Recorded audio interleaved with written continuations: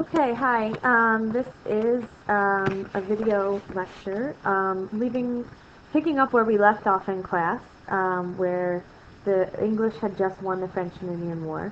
We're going to start looking at the 13-year period between the French and Indian War in 1763, when not one person in, oh, we're going a little too fast here, not one person in the English colonies in North America really had thought by this point, really had any real idea that they would ever separate from Great Britain. That was kind of a shocking idea. That would be like people in Massachusetts starting to say, hey, let's split away from the United States, right? No one really was thinking that in 1763. But in a short 13-year time span, by 1776, enough Americans, about a third of the American population, believed that that they didn't have a choice but to split away from England. Why does this keep going on its own? This has a mind of its own here. And so we're going to start to look at what happens between that 13-year period. That's really what I kind of am calling this kind of domino effect, where tensions just continue to rise and rise and rise between American colonists and the British government to the point where we declare independence in 1776. And it really starts after the French and Indian War, which we already kind of know about, right? The effects of the French and Indian War. And the big effect, really, was if you remember, and if you don't remember, you can actually see here, right? Before 1763, the French had a very large amount of land here in North America.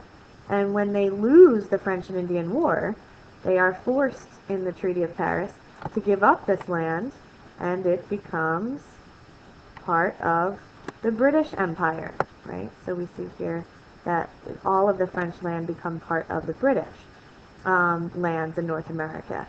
And this doesn't come, at no price, because the British had fought a long and costly war, and they are now in debt. And they also have a vast, amount of land here that they're going to need to pay to govern and protect. So remember, after the French and Indian War, the British government needs money. And they start to get that money by enforcing taxation and trade regulations on the American colonists. And remember, those laws, these taxes and these trade laws had been there for, forever. They'd been there since the 1600s, for over 100 years.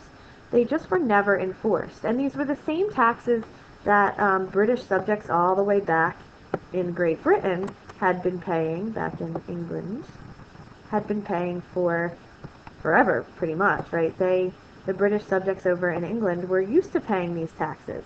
And so, they didn't think anything of it.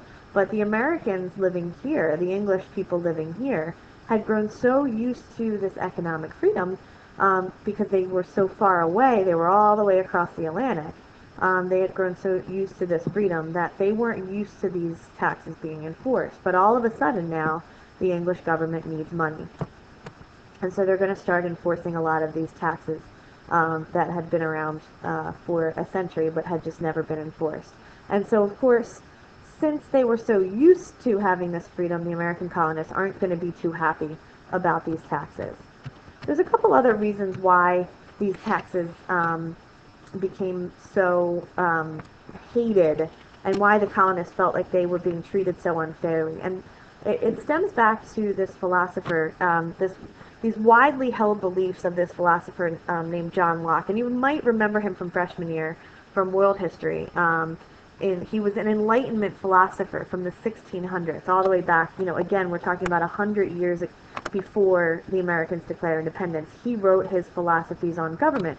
And the British government was based upon these ideas of John Locke and of other Enlightenment philosophers. And so the American colonists were British, remember? So they were very well versed in these ideas. They might not have known who John Locke was, but they knew what these ideas were. It's the same way we might not know where the ideas of freedom of speech and freedom of the press and freedom of speech come from, but they're very widely held beliefs. Most Americans know that that's part of what American government, is about. And so, along the same lines, the British colonists living here in America were very familiar with the ideas of John Locke. And so both of those things, both the idea that they had been left alone for 100 years, plus the theories of John Locke, are going to play a role in the increasing tension between the British and the colonists. And we're going to look at the specific events that make up each one of these little dominoes that lead to eventually the last domino falling, which is, sort of this explosion of the American Revolution in 1776. So let's look at this cute little video I found that talks about John Locke's theories of the contractual relationship between the British and the government and its people, and then we'll talk a little bit about it. Hello, my name is John Locke, and I'm here to talk to you about the social contract. The social contract is an idea that I had while I was sitting in my study thinking about how governments should rule over people. You see, in my time I observed that many governments did whatever they wanted, and the people had absolutely no say in how they were governed. The government could raise taxes whether the people liked it or not. Who was going to challenge or stop the king and his army? Absolute monarchs ruled without being challenged or questioned. They had people killed. They entered wars. They raised taxes. They built magnificent palaces for themselves. But who actually fought the wars? Who paid the taxes? Whose hard-earned money was it that went to buying all of the luxurious goods which filled those palaces? The common man. That's who. And my theory of the social contract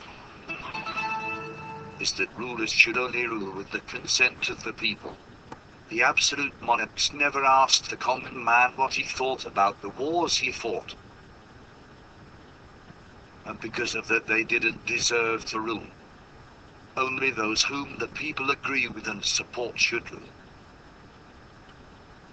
If a ruler isn't doing what the people want, they should kick out that ruler. This is the essence of the social contract.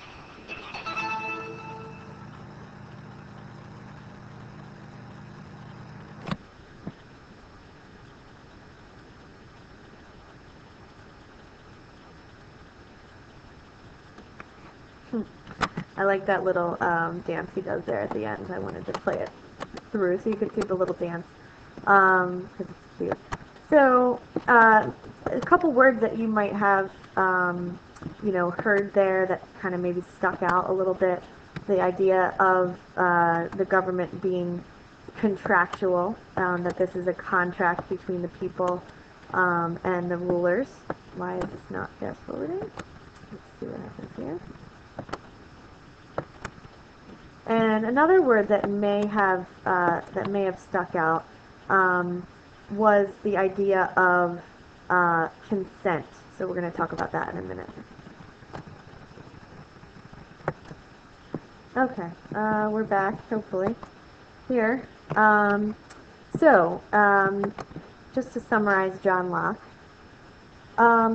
John Locke said something that sounds awfully familiar to most Americans, something that we know of where Thomas Jefferson actually said it. He said, all men are born with certain natural rights. We are equal with regards to the fact that we are born with certain natural rights. John Locke said, those rights are life, liberty, and property. Thomas Jefferson later uses those. He actually kind of plagiarizes John Locke, which we know is not necessarily a good thing, but we know plagiarism is not a good thing. But Jefferson uses these words later to declare independence. He says life, liberty, and the pursuit of happiness. And he's using John Locke's words, and he's doing it for a reason. He's doing it because he wants to remind the British government that these are British philosophies that they are not upholding by taxing the colonists and specifically by taxing them without representation. And we're going to get to that in a minute. John Locke said government is necessary. However, government has to be limited. And so the reason that governments are formed by the people, the governments are formed by the people, is so that the people's rights will be protected. That's the only job that the government has. This is the contract that the people are allowing the government to rule over them, but in exchange the government has to protect their rights. And it's only through the consent, you heard in that video, the consent of the governed, the permission, that's what consent means. We give permission in a representative government for the government to rule. And we do this really through elections. And the people that are speaking for us in the government are called representatives. They are representing us, the general common man. And in America, our representation, the people that are speaking for us in the government, can be found in Congress, the Senate, and the House of Representatives. Each state gets a certain amount of representatives that are speaking on behalf of the people in their state. In England, that representation was found in Parliament.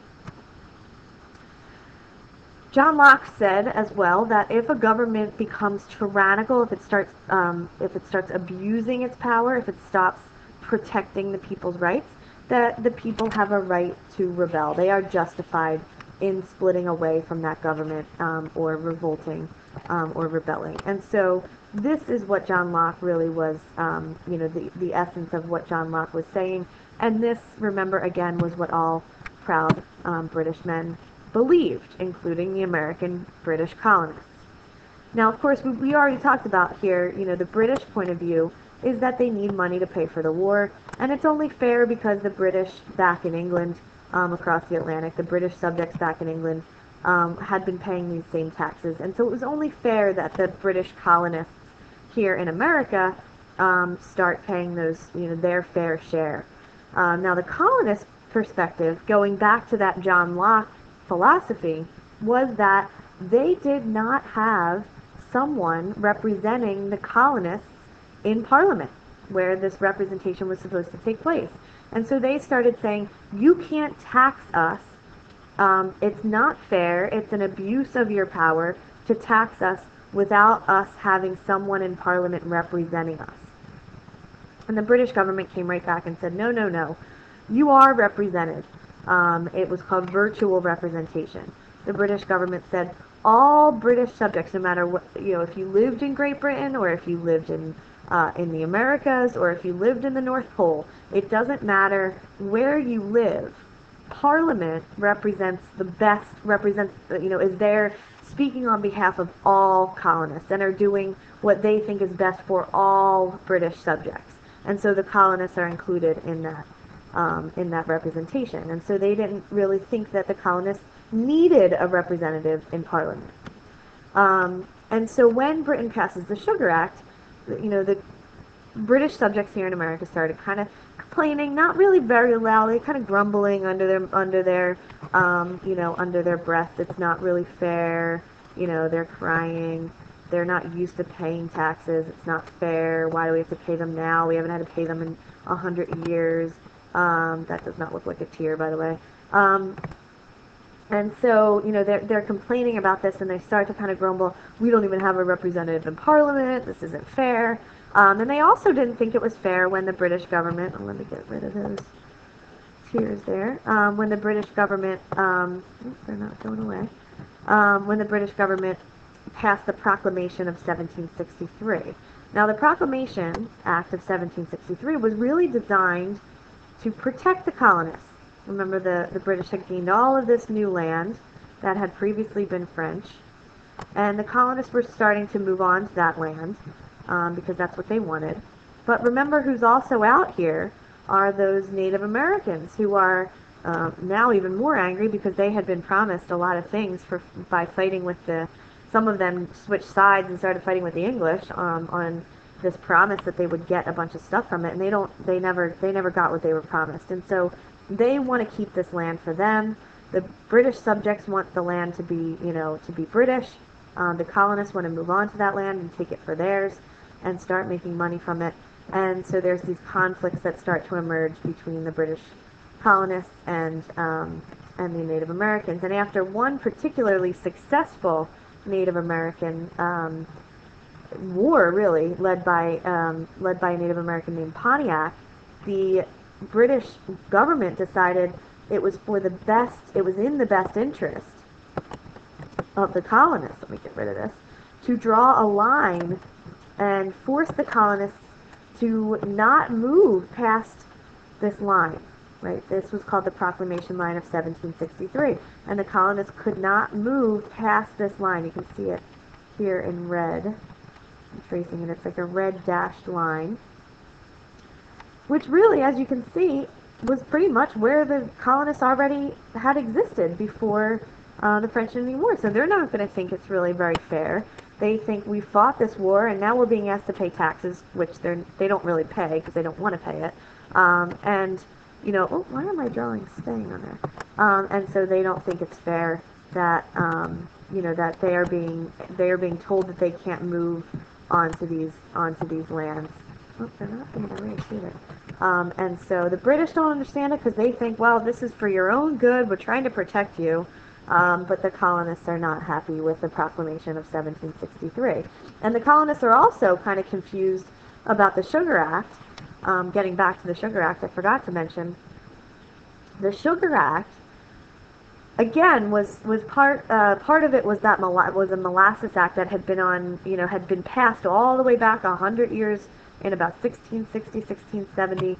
The Sugar Act actually lowered the tax that was already in place. And so the British government thought, well, we're trying to be fair here. We're lowering the tax. But the British subjects, the Americans living here, really didn't think, oh, what was that? Really didn't think it was fair because, again, remember, it didn't matter whether those taxes were on the books.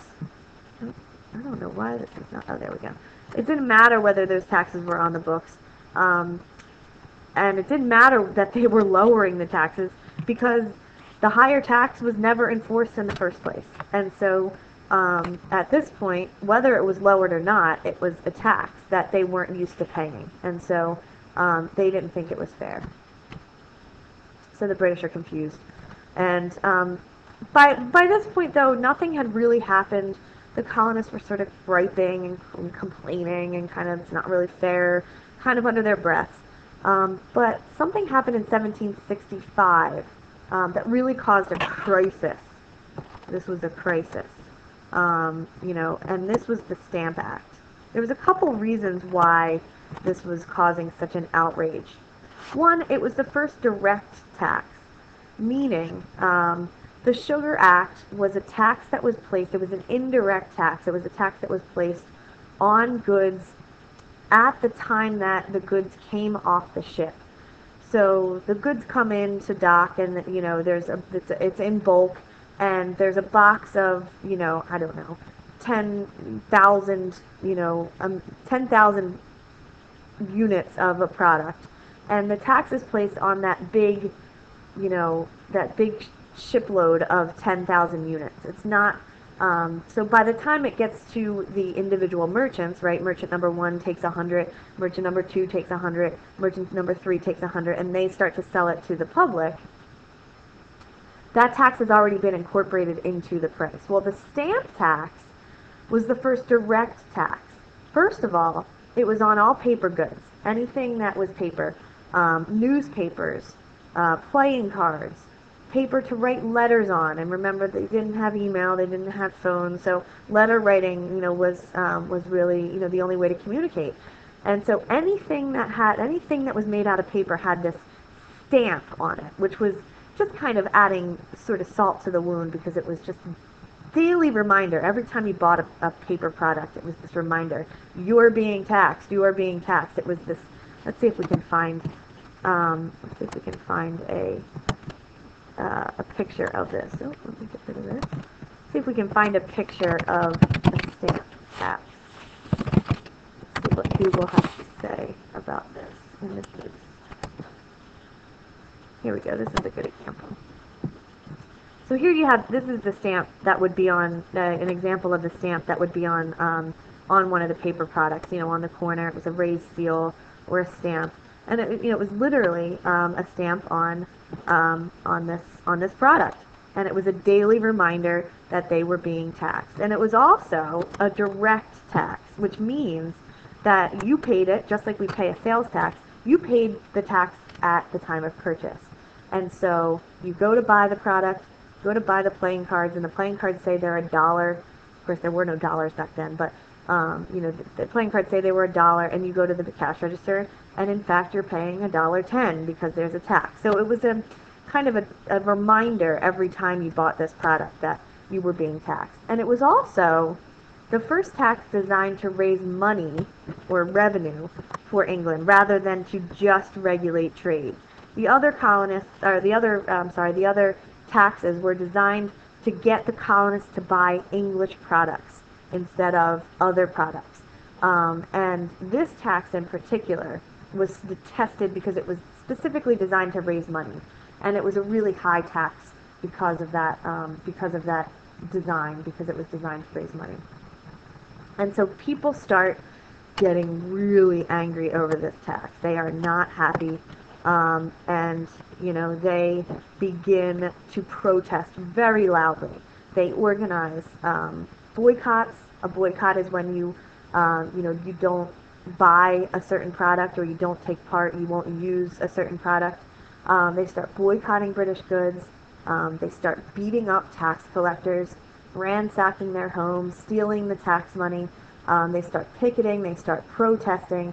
It's starting to get really violent.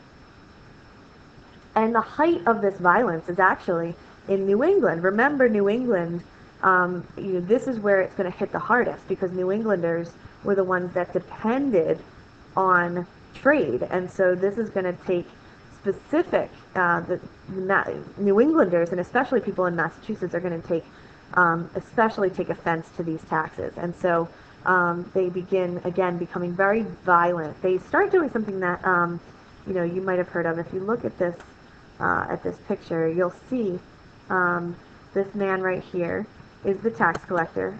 And what they are doing to him is they are tarring and feathering him. This was something that, kind of was laughed at, look at the turkey, whatever, this stupid tax collector. But in essence, it was very painful. It was extremely painful. They are pouring hot, scalding hot wax over this man's body, who's really only just trying to do his job that he's being paid for.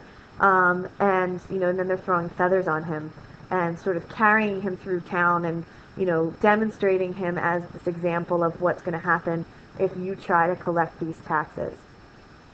You can also see they're actually pouring tea down his throat. That was after the Tea Act. We haven't gotten to that yet. But this is becoming very, very violent. And remember, think about if you were a tax collector, what are you going to do if this is what's going to happen to you? I mean, if you look in the background here, you see the threat here is of violence, because they have a noose hanging off of this Liberty tree, as they called it, the Tree of Liberty. And you notice here in the background as well, the ship. This is probably in the Boston Harbor. You see them, getting rid of. This was probably after the Tea Act, if you know anything about the Boston Tea Party. They're getting rid of, the British products. They're throwing them overboard, costing the British government a lot of money, and costing a lot of pain to the British tax collectors. And so the British tax collectors actually stopped doing their job. And the ideas, spread beyond Massachusetts. When word gets out, it's not quite as outrageous outside of Massachusetts, but people start to hear about these horrible British actions, these tyrannical British actions, and they start talking. They really start talking about, well, what can we do about this? Should we start to organize our militias? Remember, the militias are the colonial units, these unorganized military units. They weren't paid for being soldiers. They weren't professional soldiers. They didn't train, but they were sort of these men who would volunteer at a moment's notice to just drop their farm tools and pick up a gun if the colony needed to sort of protect itself. That's what these militias were. And other colonies started to talk about, well, what if this is going to what if this starts to happen to us? What if the British government starts to become tyrannical and starts to oppress our rights? And so the British citizens begin gathering together, and in their colonial legislatures, in their colonial representative bodies, and start talking about what's going to happen if the British government starts to take away our right to self-government. What if they start to tax us? What if they start to become abusive and tyrannical? And the Virginia legislature, in particular, starts to talk about possibly getting their militia together to go up to Massachusetts to help out their fellow colonial. And this is really the first time that you see the colonies are starting to become sort of united behind this cause. Before this, it was, Massachusetts was one separate colony, and Virginia was a separate colony, and they didn't really link together for they weren't unified in any particular means. And now you start to see they're starting to kind of feel unified against this common enemy, the British government. And a man by the name of Patrick Henry gives a very, very famous speech. He was a really good speaker. He had this sort of way of acting his speeches out. He didn't just, if you think about what, if you've ever heard a good speaker, they're very charismatic. They have a way of, they know when to sort of hit a high note and when to sort of trail off, and they know, what points to really hammer home and what points to, to sort of just say very quietly. And so in this particular speech, he walks out on the floor of the Virginia legislature, and they're talking and they're fighting about whether or not they should get involved in this fight between Massachusetts and the British Parliament. And Patrick Henry walks out, and he's very, very quietly holding his hands out in front of him as if he has these shackles on, these kind of handcuffs on his hands, and he's holding his hands out in front of him. And he starts talking about, very quietly, how the war has already begun, and we are already in chains. The fact that we don't have representatives in Parliament, the fact that the British government are treating our fellow colonials this way. And he starts talking about, do we really want to stay a part of this British Empire who's going to treat us so poorly? Even if we're making a lot of money, even if we are benefiting from being part of this, is life so dear or peace so sweet as to be purchased by the chains of slavery, he says. I know we all want to keep the peace, but we have to start thinking about what cost peace is going to come at. If our rights are being abused, is peace enough?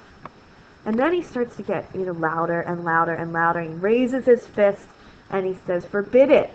I know not what course others may take, but for me, give me liberty or give me death." And he raises his hands above his head and he breaks the shackles, from his hands, and he says, "I would rather have liberty than be oppressed by the British government. And if it means that I have to fight and die for my liberty, then so be it." And so, this is beginning to be sort of the mindset among some of the colonists, that they believe that they're going to have to fight the British. They're not talking about fighting for their independence yet, but they're talking about possibly having to fight the British to show them that they are serious about that they will fight for their rights. If the government is going to become abusive and tyrannical, they will fight to protect their rights. And so eventually the British government does not want a fight. They do not want to lose their colonies. Their colonies make a lot of money for them. And the tax collectors, remember, are really fearful. They think they're gonna get killed if they keep collecting taxes. So they stop collecting the tax altogether anyway. And the boycott is costing the British money. And so they finally just bow down to the whim of these colonials. And they sort of they repeal the Stamp Act, kind of like whimper away with like a dog with his tail between his legs. And here you have a political cartoon where they're symbolizing the death of this is a funeral march as they used to have in the colonial days, the death of the stamp tax. It's kind of mocking this idea that the Stamp Act has been repealed. And the colonists now have gotten their way. And so they're not going to be happy, really, at this point. They're not going to be happy with any tax. And they've now proven that they can use violence to make the British do what they want, meaning to make the British not tax them. And this is gonna prove to probably have been a pretty big mistake in hindsight on the part of the British government, that the British government didn't stand their ground and sort of, quashed this rebellion or these rebellious acts before, and they sort of listened to to these rebellious, they bowed to the whim of these rebellious colonists. And it's going to prove to probably be something that they're going to regret in the future. But they do pass this law. It's almost comical. It's kind of funny that they pass this law that almost is kind of just, the law doesn't really say anything. It's called the Declaratory Act or the Declaratory Act.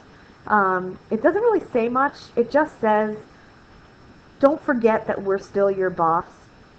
It declares that they have the right to pass laws over the colonists. In my mind, I kind of picture these colonists that are over there that have just gotten the most powerful government in the world to repeal this tax, right? Like a dog kind of whimpering away with their tail between their legs. And here they pass this law that says, oh, but don't forget, we're still the boss. I think it's kind of funny. I picture the colonists over in America kind of saying, oh, yeah, right, okay, Great Britain, whatever you say, yeah, okay, we know you're still the boss. But, they really know that they've gotten their way. And then the British kind of say, ooh, wait a minute. Let's go back to the way it was before the Stamp Act. Let's go back to those indirect taxes. And they start to try to place these indirect taxes on things like glass and lead and paper and tea, basically everything. And it doesn't work because now the colonists are so aware after the Stamp Act crisis. They are so sort of alert to any tax that it doesn't matter because they don't want any tax at all, right? At this point, any tax is not welcome. Again, because taxation without representation is tyranny. They're going to start yelling that, and it's not fair. This is abusive. We don't have a representative in Parliament. And the British government, they're like, oh crud, what did we do? We want, we really made a mistake here. We should have just stayed with the indirect taxes. We might not have had the problem we have on our hands now, but they do. And the British government responds by sending more troops over. And this only further heightens the tension in the colonies because the British troops are visual reminders. These red coats are these visual reminders every day that the British government is here and that they are going to enforce these taxes, even if it means arresting people, even if it means that it's going to get to, that the soldiers need to use violent measures against the colonists or even put them in jail for speaking out. And so it's going to get more intense. And now we're up to about 1768. The British sends over, a vast amount of British troops, probably about 10,000 troops. I could be wrong about that. Probably about 10,000 troops to come and make sure that these taxes were being paid and that the tax collectors were safe, and the colonists are just not happy that these troops are here. It's not wartime. The troops are not necessary, and they want to go back to the way things were before the French and Indian War, where they could pretty much do whatever they wanted, and there really weren't any troops here. There weren't any enforcements of these laws. And so these clashes start to emerge between the British redcoats, as they were called, or lobsterbacks, as they were kind of ridiculed as they were called lobsterbacks. That what's the word? That was a taunt, a jeer. That was an insult that the colonists used to call, like, "Hey, lobster back!" You know, that was an insult. And just to be clear, too, these British soldiers were often very, very young, 16, 17, 18 years old, and some of them, or a lot of them actually, were forced into the army as a punishment. A lot of them were either sort of the low end of society. They had committed crimes, or they had hadn't paid their bills. They were in debt, and so they were kind of the riffraff, if you will, of society. They were the drunkards and the sort of violent sort of riffraff back in England, and they were forced into the military. And so these are the types of characters that are coming over here to enforce these laws. And then you have the riffraff, American colonists over here who are starting to get violent over these taxes. And a fight is, these clashes are bound to happen, and they do. And so, just to summarize here, the colonists, to make matters worse, are often forced to quarter or house these officers. And there's just this growing resentment over what the colonists feel is a loss of freedom. They feel like their rights have been taken away. And then there's just the added insult of, the fact that these lobster backs are here and they're all over the place, and they're, in Boston in particular, they've been sent because Boston is the height of the violent reaction against these taxes. And so now you walk down the street, and it used to be this pretty common, area, and now it's been taken over by these, horrible redcoats, and it's just not something that the English citizens here in America are happy about. And we're going to pick up there on the next video, and I will see you in class. Have a nice night.